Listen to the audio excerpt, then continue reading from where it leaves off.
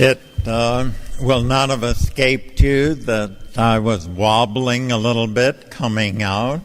I'm recovering from a broken hip replacement, and it's coming along very nicely. I'm told that in another 2 months, you would scarcely notice, if noticed at all, any difference. But I'm in that rehabilitation stage.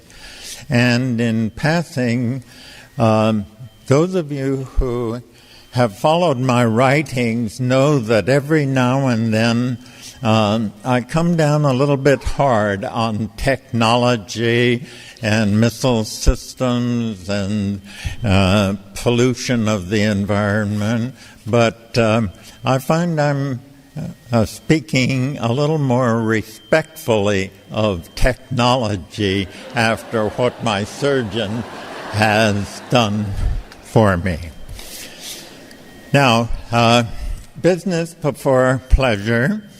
The one empirical discovery of my career is that I was the first Westerner to come upon a very extraordinary vocal capacity developed by certain Tibetan lamas, a capacity that has actually introduced a new word into the lexicography of musicology, namely multiphonic chanting, the sounding of a first, a third, a fifth out of a single larynx. Having discovered through the scientists working on the human voice at MIT, where I was then teaching, that this was indeed a phenomenon unknown to the Western world. I brought out first a disc and then converted it into cassette tapes. Mickey Hart of the Grateful Dead, as some of you know, became fascinated. He's a pretty good ethnomusicologist on the side, became fascinated with this and brought the Gyuta monks over for 4 sellout coast-to-coast tours. Have any of you heard, seen that ceremony? Oh, I'm so glad, and this is a knowledgeable group. What I'm leading up to is that I get these tapes dubbed for $2. I pass them on for a $10 contribution to the Tibetan cause. And by the way, the last time I saw His Holiness was May 15 in Salt Lake City. I had not seen him for 15 months, but in those 15 months, I was able to hand him a check for $5,400 from the contributions of these little tapes. And what obviously I'm leading up to is that I brought some along. They're in this satchel, and they'll be at the front of the platform when I'm concluded. When I conclude, if you take one, why then be sure you take the accompanying flyer, Can One Voice Sing a Chord? I never know how many to bring, and so if we run out, not to despair, there is a sign-up sheet, and if you don't get a tape but want one, why, print your name and address very clearly so a postman woman can read it and leave. We don't have to get involved in this difference in currency. Leave a $10 bill or 2 5s, Canadian or American. I think I will ask you not to leave Canadian check. Checks should be made out to me because I don't know how one finagles that. Enough of that. Let's get on to the subject. I'm going to lead into it by a little anecdote. A friend of mine came back from New York recently and said that he had had a conversation with the science editor of the New York Times. And in the course of it, he had dropped my name, that he knew me. We were neighbors now. And he said, the editor lit up, said, Huston Smith, he was my teacher at MIT. He taught the best course I have ever had in my education. It was on philosophy and religions of Asia. But then he added, and this is why I am telling the anecdote, said, however we have our differences, he said, I have a very low esteem, tolerance was his word, very low tolerance for New Age thought. And Huston Smith, seems to have a very high tolerance for it. Well, I dropped him a note. I remembered him actually and commended him on doing good things with his life. And then when it came to the New Age thought, why, I said, well, I grant you it has its flaky fringes. And I inserted one of the recent ones that I had seen, someone going down the grocery store with a pendulum. And when it would swing towards the item of breakfast cereal, why, she would take that instead of going through the tedium of looking at the nutrition fact. Well, I have to confess, I think they might do a little better with reading the nutrition facts than handling it. But having admitted that it's a little flaky around the edges, nevertheless, don't knock it, because it has two things absolutely right. First, it is optimistic, and we need all the hope we can get.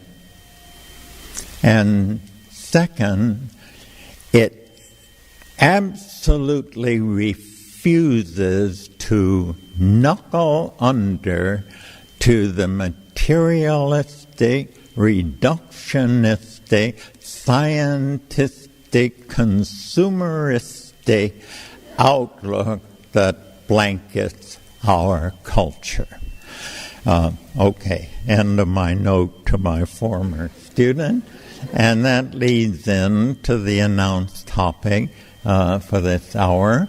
By the way, I intend to restrict my remarks to 45 minutes, to leave 15 for you to get into the act. So if I get caught up in what I'm saying and don't notice that the hand is straight up, why, please, somebody give me a high sign and I will not call on you despite being a teacher. I will simply know that it's time, that it's your turn.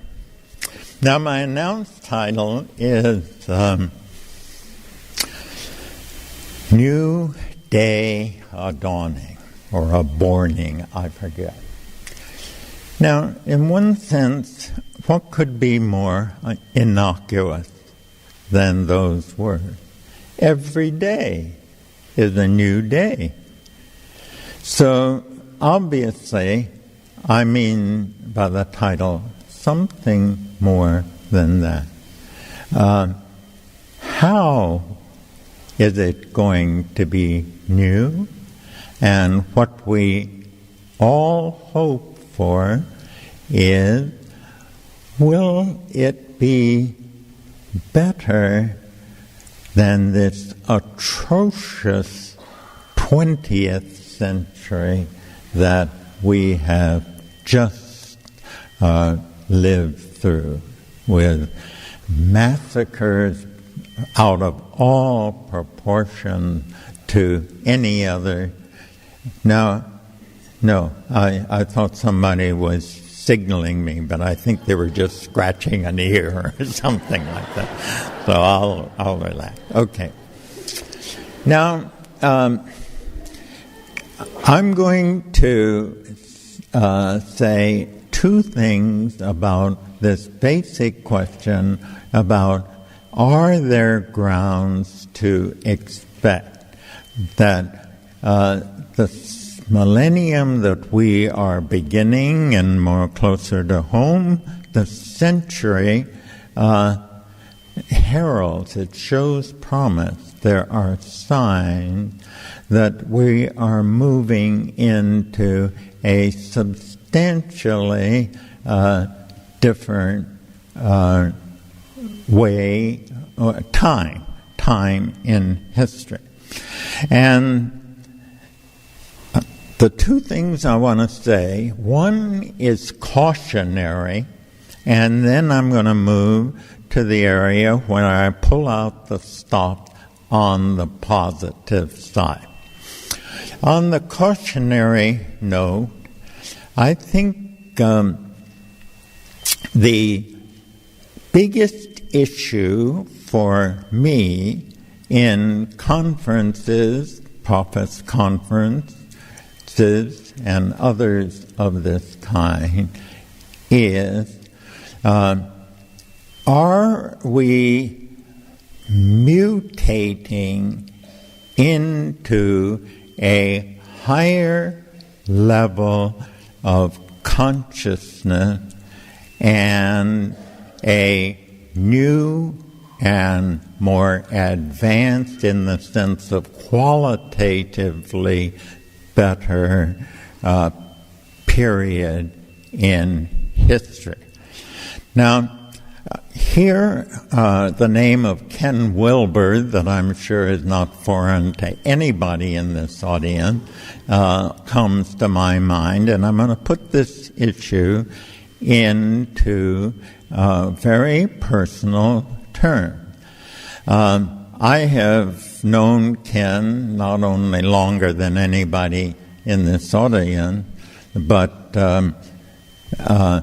well, I'll just leave it with that. I helped him get his first book, The Spectrum of Consciousness, published. And we remained friends for, 40 years? He was a total unknown that time. Now he is one, maybe the leading theoretician of the New Age or the movement. And our friendship, nothing is going to mar that. But we've had a lively dispute over these years on one issue. And the issue, well, I'll begin differently.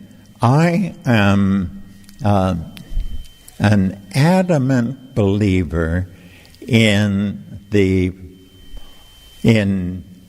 possibility of the evolution of consciousness.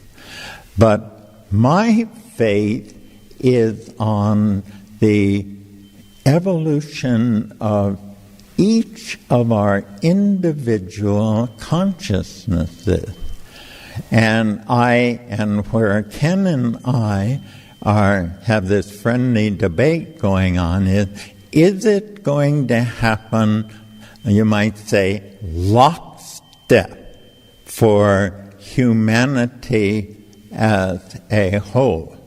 And Ken thinks that it is, By the way, some of you, the biggest problem I have with Ken, as I tell him, is that he writes faster than I read, and so I'm not sure that I'm right up to date on his thought in the moment, and some of you may have read some things that I haven't.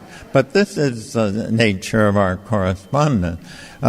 Whether it's going to happen lockstep and a generation is going to evolve in consciousness together. That brings up another name everyone here will know, Ram Dass. And we're neighbors, and while I was still teaching at UC Berkeley, many of my students just idolized Ram Dass for very good reason. Just an amazing human being. And his stroke had not visited him then. And I asked if he would be up for my staging an at-home and inviting such of my students that would actually like to meet him to come over and have a conversation for an evening. And he's a very generous person, so he arrived in this jaunty sports car and his cap and the hood down and all the work. And in the course, the reason I'm telling this anecdote is in the course of the evening, somebody asked him, do you believe that we are mutating into a new collective state and higher collective state of consciousness? And he said, no. The third grade is always the third grade. You know, he has this magic with words, so few and sad. People pass through the third grade and enter the fourth grade, and then newcomers come along and go through enter the third grade, but there's no such thing as the third grade becoming the fourth grade. Now, that's metaphor. And what he had in mind as they teased him out in his meaning is the purpose of this life is not to rival paradise. Paradise is there, but that's not the function of this life. This life is a kind of jungle gym on which we spiritual children can exercise our moral muscles and build those muscles, call it character, in order that we will be worthy of paradise at some point. And I'm with Ram Dass on that issue. It's not the purpose of this life to rival paradise. Now that suggests that this new day of dawning, I know the problems will be different. I know that there will be problems, and so I'm not sure that the new day that I'm thinking of will be any easier for our children. And I think we should take a moment of saying, of course, it's natural for us to want to leave the world a better world for the kids, but I'm not sure that the new day is going to be any easier. Now, with that, I brought out that issue because insofar as I know conferences of this nature and the people who attend, this may be the deepest issue that not divides us, but provides thought material to think about in our days together. All right, that's the first thing I wanted to say about the new day that's dawning. It will not necessarily be any easier, but I think that there are signs to suggest that there are universal changes, across the board, that are encouraging that on certain fronts we've been passing through a long, dark tunnel of 300 years of progressive, I'll list them again, materialism, reductionism, consumerism, scientism, and there are evidences that we are coming out of that tunnel. And I want now, look at my watch and see the time, to list 3 or 4 of these areas.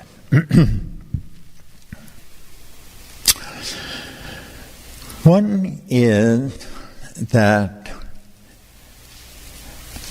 scientific evidence is mounting to show that there is more to the human self than a materialistic or even naturalistic view can accommodate.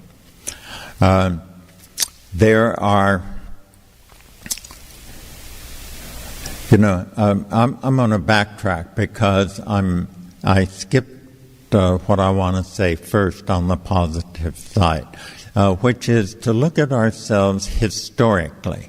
We, for the first time in human history, are in a position to glean what the best that has been learned in the 3 major periods of history that preceded us. Those periods are the traditional period up to the rise of modern science, 1700, say, and then the modern period to roughly 1950, and that inaugurated what has been called the postmodern period. Now, each of those periods poured more of its energies into one of 3 humanly inescapable problems and came up with more in that area than the other 2. The modern period, it was obviously modern science. And we have that heritage. How it has changed our world. Our parents, grandparents couldn't have imagined people walking on the moon. Skyscrapers like in New York City, towering over 100 stories and standing, to say nothing of the noetic mystery and paradoxicality of this physical universe. You hear the facts at these conferences. I'll just give one, that on the macro level, big is correlated with force and power. But on the quantum level, smaller, it's like homeopathic medicine. Less is more. Smaller, the greater the power. So that if you do the figures, there is more energy in a thimble full of vacuum. Let's just say your thumb digit at the end of your thumb. If you pumped out everything, all matter in that you could, you can't, it always goes down by half and half, so you can't get it all out. But when we get out all we can, what's left in there, there is more energy than in all the atomic energy of this 15 billion light years universe across. I mean, it is just makes one's mind swim. All right, we're on top of that. We have that to build on. In the postmodern, I'm going to save the traditional for the last. The postmodern, its greatest contribution is the fairness revolution, the concern for human justice. And we're so far from where we ought to be that it's too early to congratulate ourselves. And yet in race relations, in gender relations, in lifestyle relationship, we're further than either of the other two. I will just give you, of course, the race relations, why in the 60s, the revolution in race relations and building equal opportunity into the law was an enormous achievement. I'll just give one concrete example in another area. In my Bay Area in the United States, in the 1930s, if a streetcar came to a stop and there were no Caucasians, only white, only Chinese, routinely they would go by, wouldn't stop. When I retired from the University of California, my chancellor was a Chinese American who spoke English with a very heavy Chinese accent. That's progress in one lifetime. One other example, it's horrible to think about. In 1980, the Brooklyn Zoo showed an Afro-American in chains alongside cages with the other primates. That could never happen anywhere in the world today. So we're making progress on it. I won't take time to engender relationship, but many states, the women most did not receive the vote until this century. I think we can say that maybe due to post-colonial guilt in part, we are more invested in the issue of justice than ever before. Now, what about the traditional? This is a controversial, but I think in this audience, I have a better chance of making my case with few words than in any other I can imagine. What they were good at was the big picture, the world view, because all of them acknowledge that this physical universe is not all there is. So on this first place where I see something going for us is that we sit on top of those three periods of history and are in a position to run a strainer through them and lift out the gold from each period and let the draw sink back into the sand of history.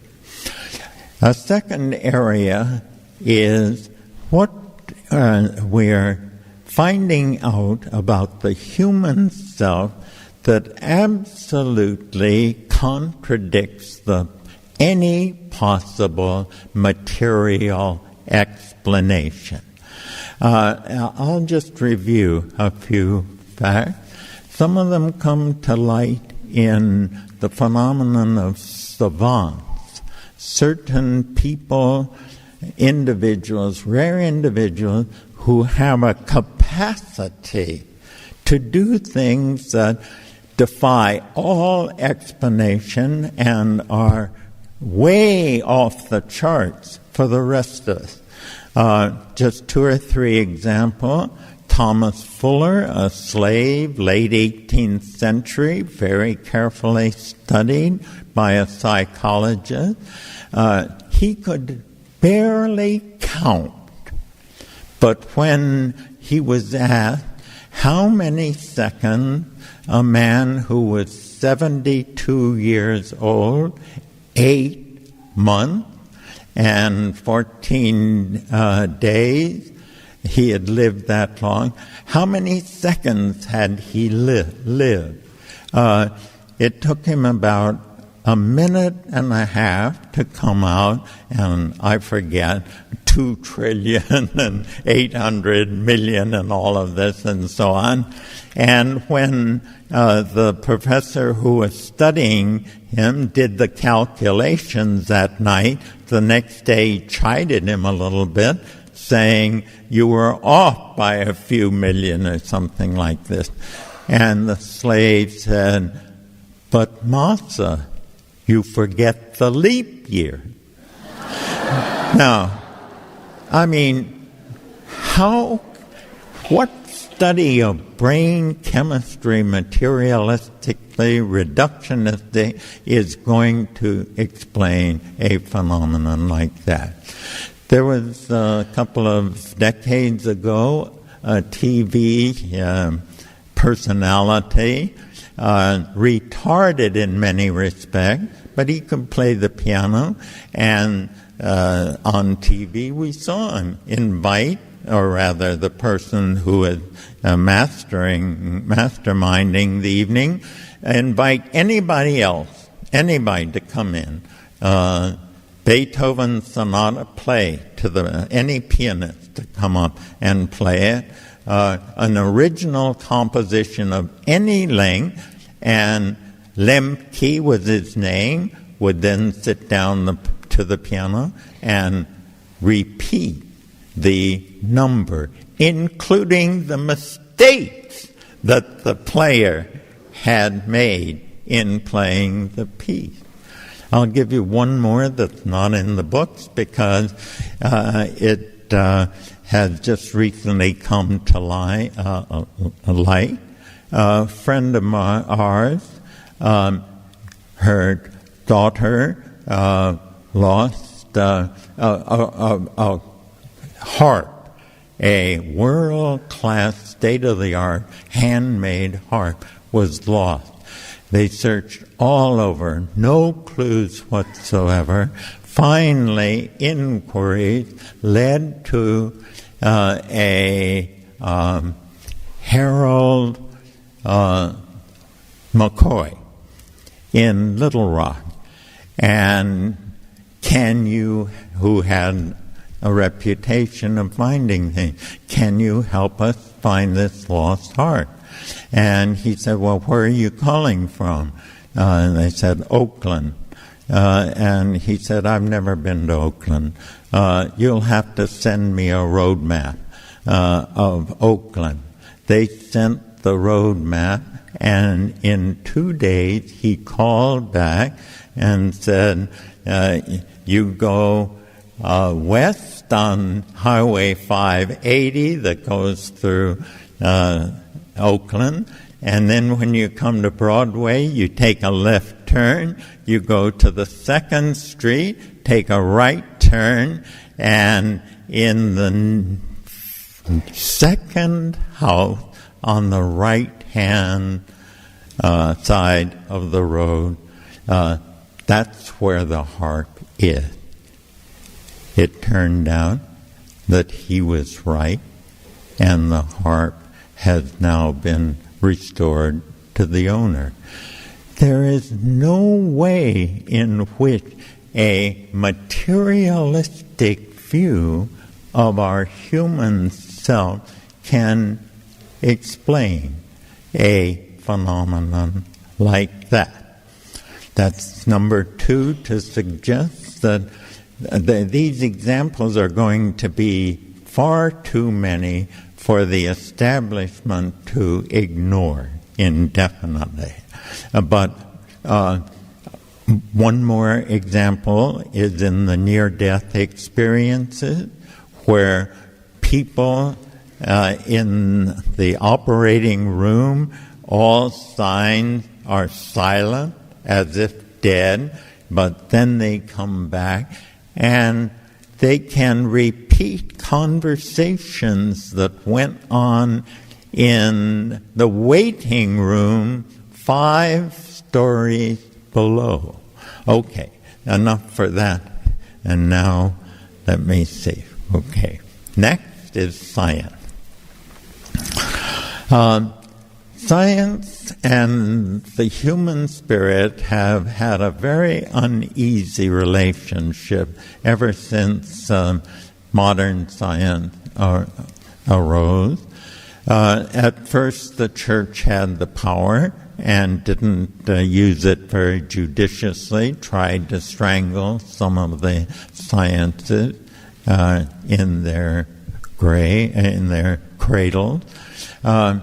And now there is the power is on the other foot, and if I say there's a certain resistance in the establishment and the media to countenancing the spiritual aspect of the human self, there is that tension, but not across the board. Most scientists are believers in the human spirit, have a spiritual dimension to their lives. It's only the aggressive, noisy ones like Richard Dawkins and Daniel Dennett and so on, who Lewontin, who said recently, scientists must band together to make sure that God doesn't get his foot into the picture. But then he added, a God that can't put his foot anywhere he pleases is no God.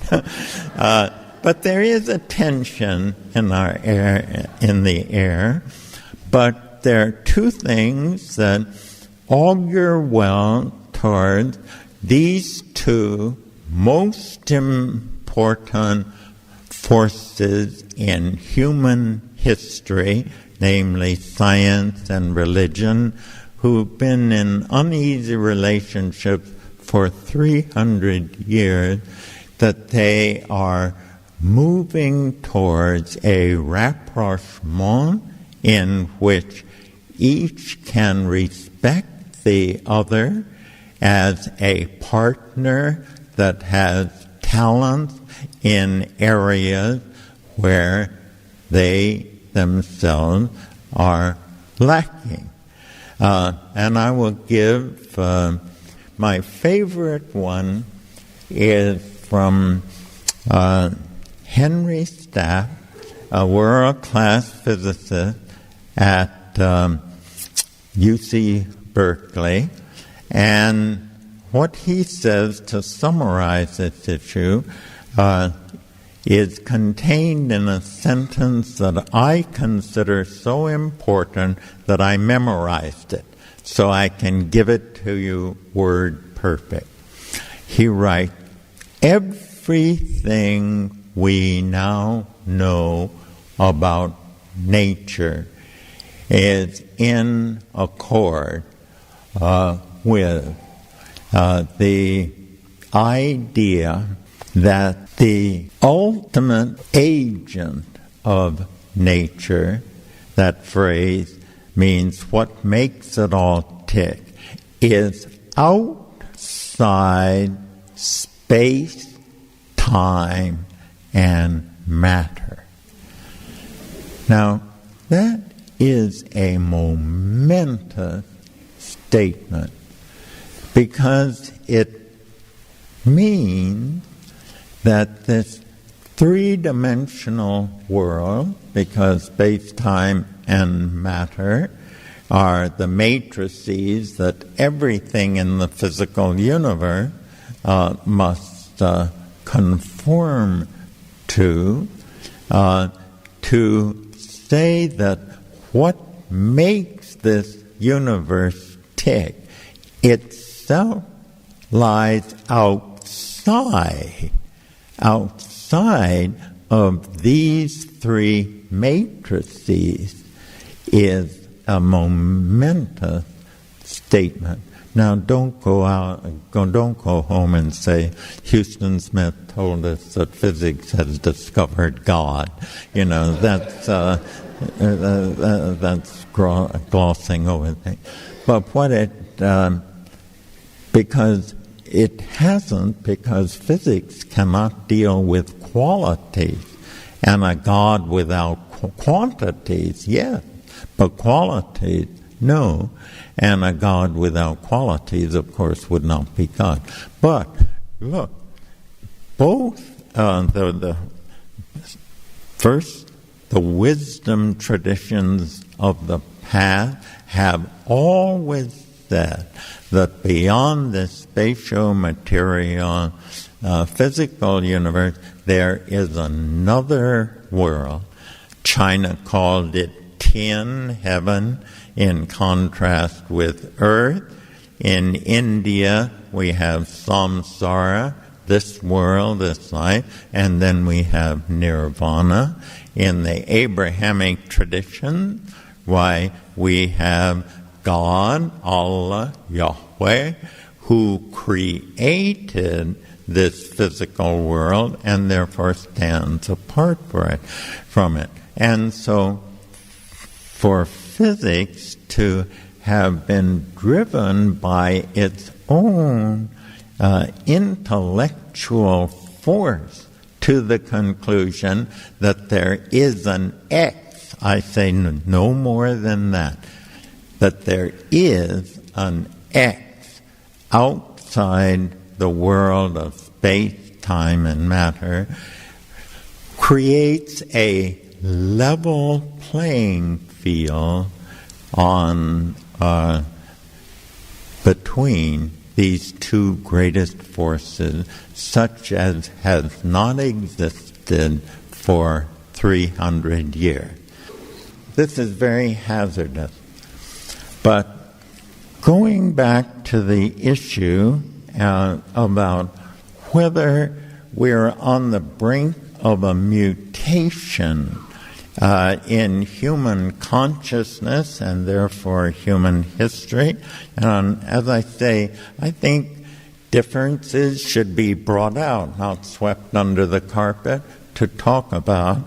I'm on slippery ground here because I think Greg this evening will probably tell him, and knowing the Isaiah effect, and most of us are somewhat familiar with his thought, will bring up the fact that the way I've heard it since coming here, that studies show that meditators can reduce violence. And then you bring in certain other consideration, and we get it down to maybe 8,000 could rid the world of violence, or at least tamp down violence. Now, I like that idea, but I wonder, have there been any studies that show can meditators collectively bring down the birth rate? When we're having a population explosion that our natural resources cannot handle? Or can it bring down global warming by inducing people to voluntarily give up using cars so often? So that simply re-raises the issue. If the figures suggest that we can get this handhold on violence from meditating, will that bring in the new millennium? Or will it simply substitute one very urgent problem, perhaps allay that, but then find the other problems still on our hand? Obviously, I've brought myself full circle to my own personal belief that the third grade will always remain the third grade. And now it's your time.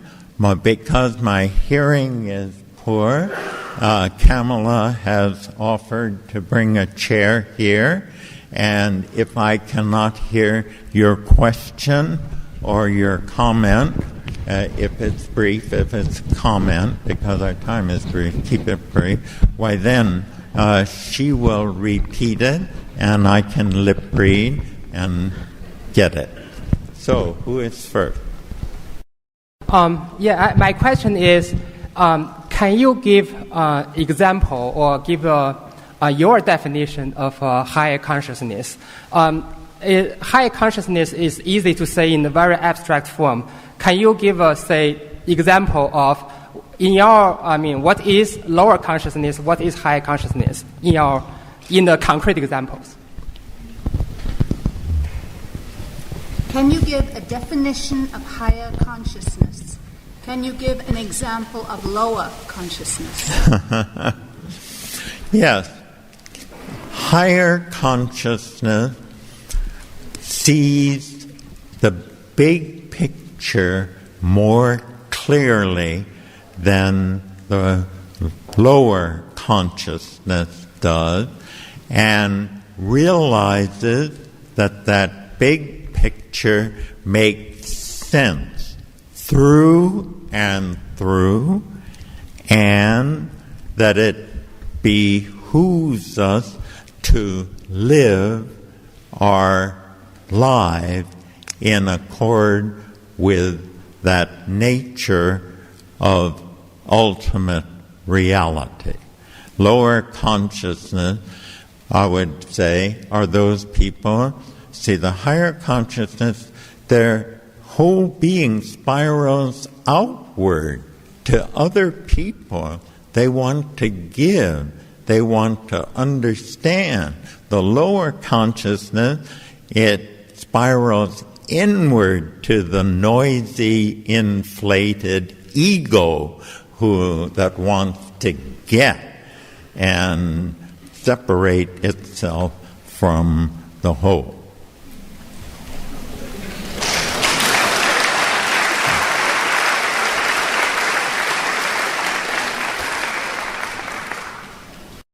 You said you thought a new day would not be easier for our children. Is there ingrained resistance to going forward to a new day? Will they be able to handle the suffering, and will we be able to handle the suffering for them?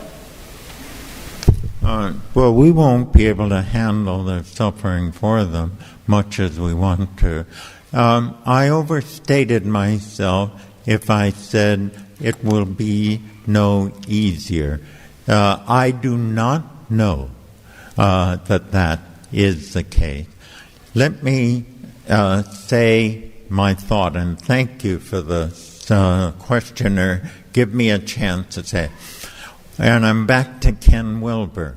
What I say to him is, I'm not against this mutation of consciousness. I'll be very happy if it happens. It is just that I am not invested in it the way it seems to me you are. That is to say, if it does not happen, then not only is not all lost, but what I really believe in, namely that the evolution of consciousness in each individual working out for him, herself, will still be in place. And that is all that is necessary. Keats said, there is no such thing as this world becoming an easy place to save your soul in. And I think that's what I tend to believe. One more question. How do we explain the fact that the New Age consciousness is very strong in countries like the United States and Germany, but when it comes to landmines and when it comes to outlawing biological weapons and even on agreements on the air and global warming, that the United States as a government has one of the most reactionary positions in the world, despite the fact that the consciousness amongst the American people at some level is rising.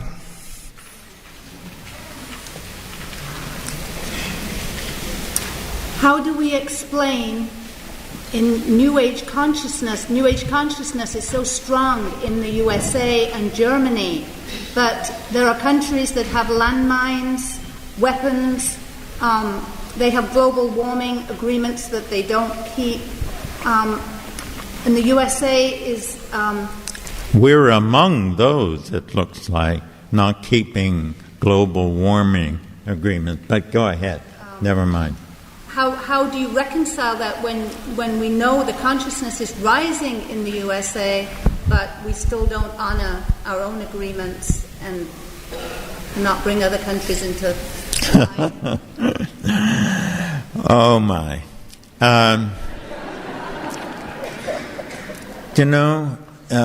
We can never overestimate our selfishness. The ego within us that wants things our way. And ultimately, I think it comes down to that fact. Individually, we have not evolved to the point where we can bring this rambunctious, noisy, obnoxious ego into perspective. It's got its uses if it's not overblown. Now let me say one thing here, because we're coming to the close. Save 1 minute, because I want the last word. Okay. You have the last word. Are we at that point? Well, I want to say something about where we're meeting, Canada. How many of us here are citizens of the United States? How many of us love Canada? And I know, I just feel it. I just love this country. And I want to tell you one statistic. There is an institution in Harper's Magazine called the Harper's Index. And they list quirky little statistic that they say they have researched, and the statistics are right. My favorite is, what is the ratio of Canadians who think that the United States has the superior medical system to Canadians who believe that Elvis Presley is still alive? The answer, twice as many Canadians believe that Elvis is still alive. Okay.